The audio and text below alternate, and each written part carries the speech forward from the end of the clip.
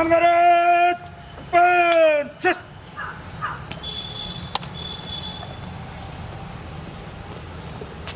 सम्मान गरें सक्सेस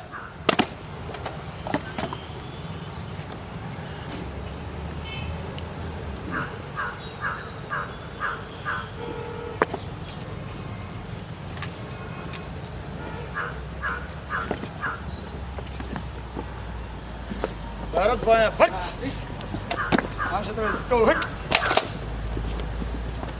मन्त्री पुना जोशीज्यूलाई पनि अमर प्रहरी स्मारकमा पुष्पगुच्छ अर्पण गरिदिनु हुन हार्दिक अनुरोध गर्दछु।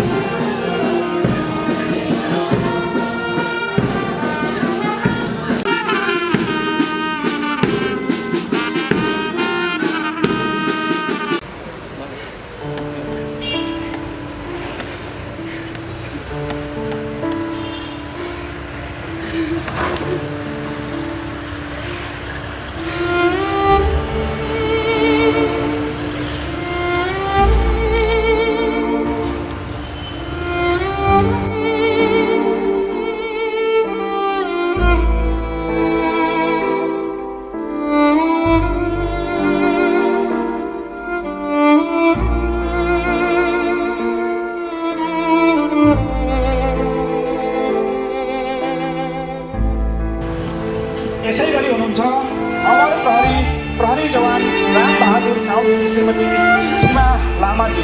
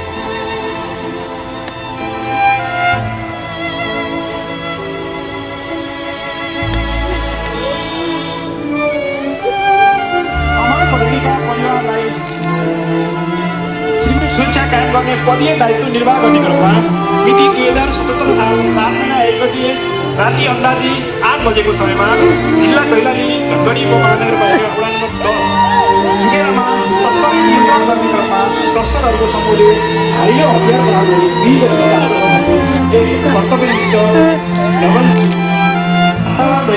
अमरत्व प्राप्त गर्ने प्रहरी सङ्गठन अनन्तकालसम्म ऋणी रहने र उहाँको अविस्मरणीय प्राणोत्सर्ग गाथा प्रत्येक प्रहरीका स्पन्दनमा प्रेरणाको स्रोतमा सदा जीवित रहनेछ।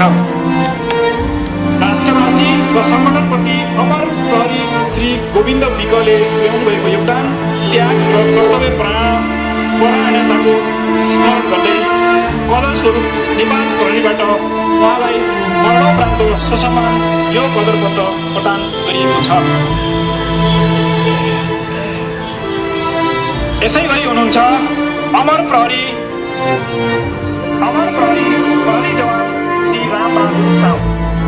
विमानस्थल सुरक्षा गार्ड केटा कहिले घरबन्दी भई अस्थायी प्रहरीको केन्द्रमा कार्यरत रहँदा कर्तव्य पालनाको सिलसिलामा शान्ति सुरक्षा कायम गर्न गदीय दायित्व निर्वाह गर्ने क्रममा 2017 साल 7 महिना 1 गते राति अन्दाजी 8 बजेको समयमा जिल्ला कैलाली धनगढी महानगरपालिका वडा नम्बर 10 दुगेरामा तस्करी नियन्त्रण गर्ने क्रममा तस्करहरूको समूहले धारिलो हतियारले कर्तव्यनिष्ठ लगनशील इमानदार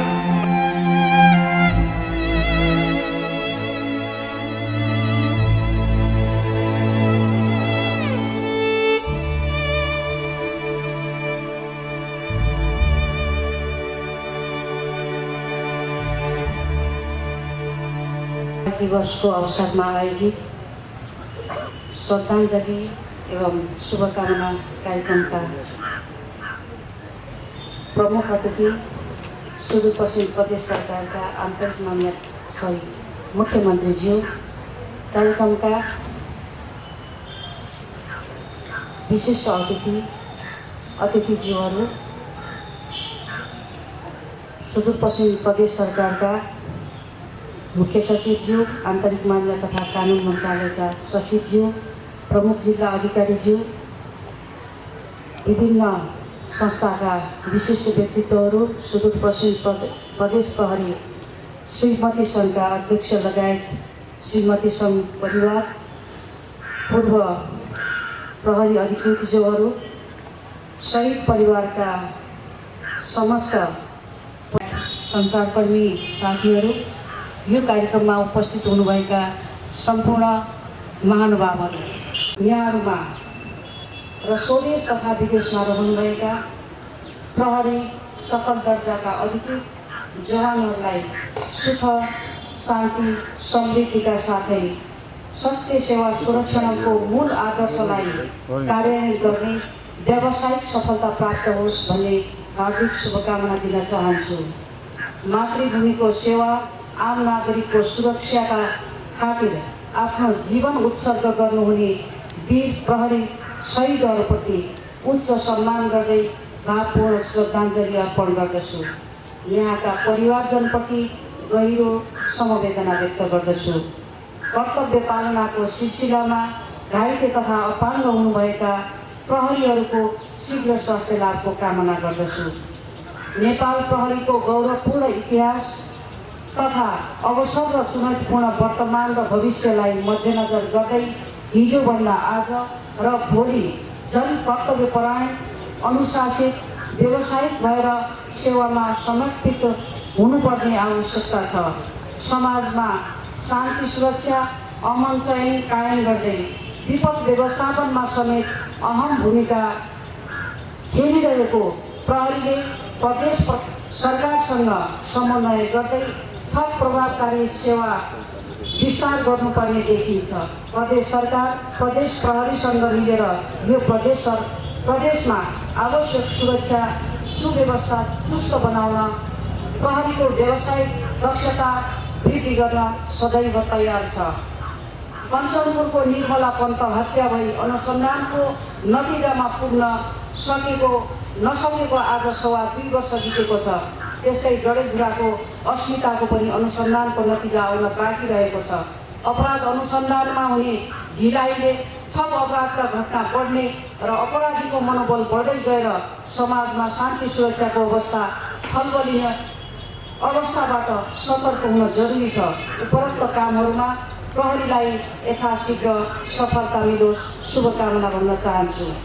सङ्घीय लोकतान्त्रिक गणतन्त्रको संस्थागत विकास र परिवर्तनलाई आत्मसात गर्दै समाजको सकारात्मक रूपान्तरणमा यहाँहरूको महत्त्वपूर्ण भूमिका रहिआएको छ र रहिरहनेछ। नेपाल प्रहरीको गौरवशाली सङ्गठनलाई प्रहरी दिवस 2068 को पुनः मङ्गलमय शुभकामना दिन चाहन्छु र बडा दशैंको पनि सबैलाई हार्दिक मङ्गलमय शुभकामना दिन चाहन्छु। अबको क्रममा कार्यक्रमका प्रमुख अतिथि माननीय मुख्यमन्त्री त्रिलोचन भट्टज्यूलाई प्रहरी कार्यमा विभिन्न किसिमले उल्लेख्य सहयोग पुर्याउनु हुने नागरिक सङ्घ संस्थाहरूलाई प्रशंसा पत्र यसै गरी हुनुहुन्छ समुदाय प्रहरी सरकारी ढङ्गबाट सहयोग पुर्याउने अमरगढी FM का लोकेन्द्र ओझा। यसै गरी हुनुहुन्छ बाल कल्याण सङ्घ टिकापुर कैलालीका धनबहादुर विकजी। समुदाय प्रहरी साझेदारी कार्यक्रम कार्यान्वयनमा प्रभावकारी ढङ्गबाट सहयोग पुर्याउने पूर्व प्रहरी कर्मचारी त्रिवेणी नगरपालिका 1 छतारा बाजुराका पूर्व प्रहरी नायक निरञ्जन बहादुर चन्द्रजी।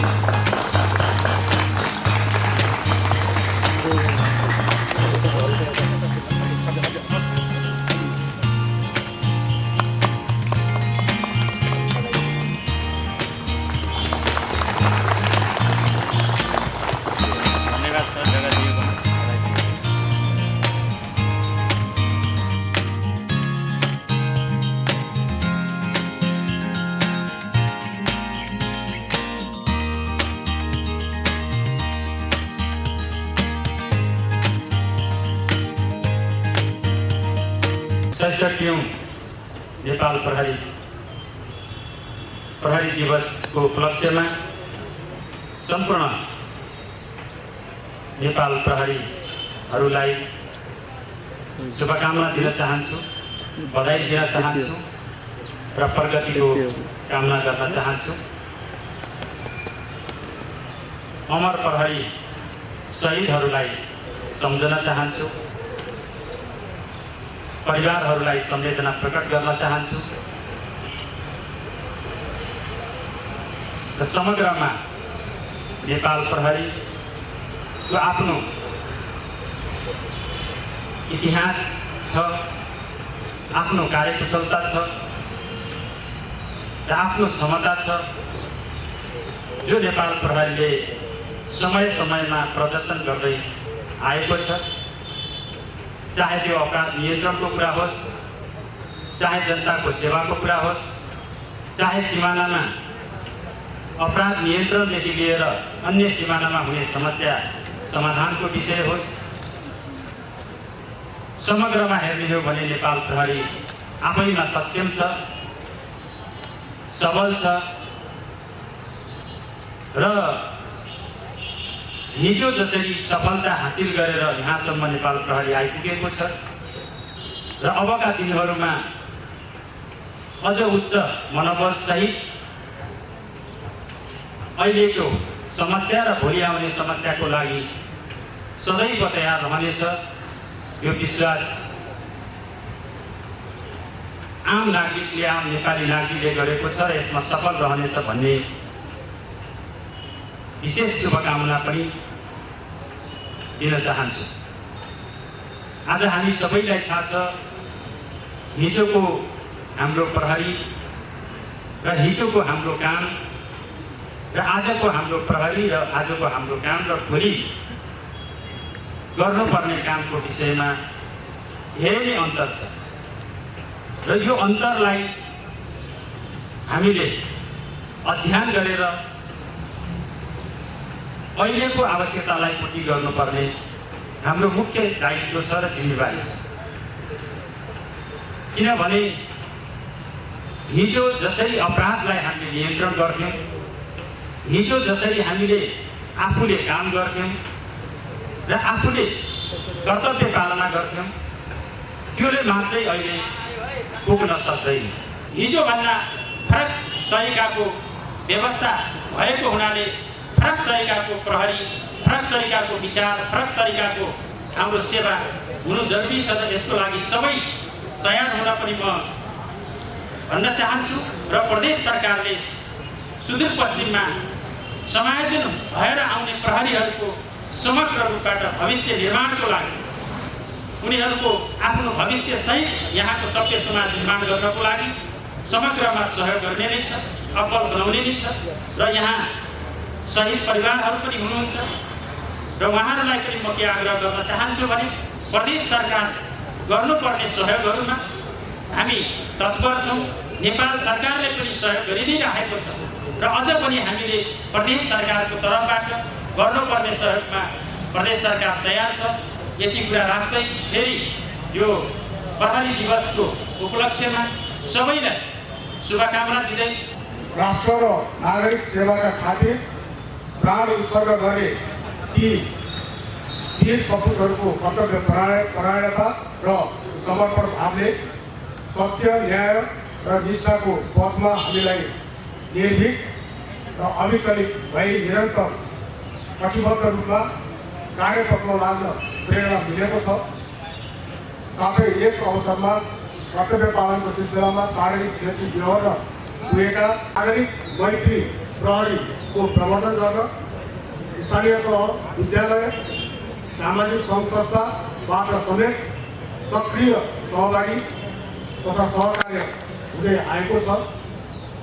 समुदाय प्रहरी साझेदारी कार्यक्रमबाट सामाजिक एकता, सद्भाव, अपराध विरुद्धको अभिवृद्धि गर्न यथेष्ट सहयोग पुगेकोमा हार्दिक आभार व्यक्त गर्दछु र सरकारवाला निकायहरूबाट प्राप्त सहयोग र सहकार्यका लागि धन्यवादका साथै आगामी दिनमा पनि सहयोग र सहकार्यको लागि अपेक्षा गर्दछु।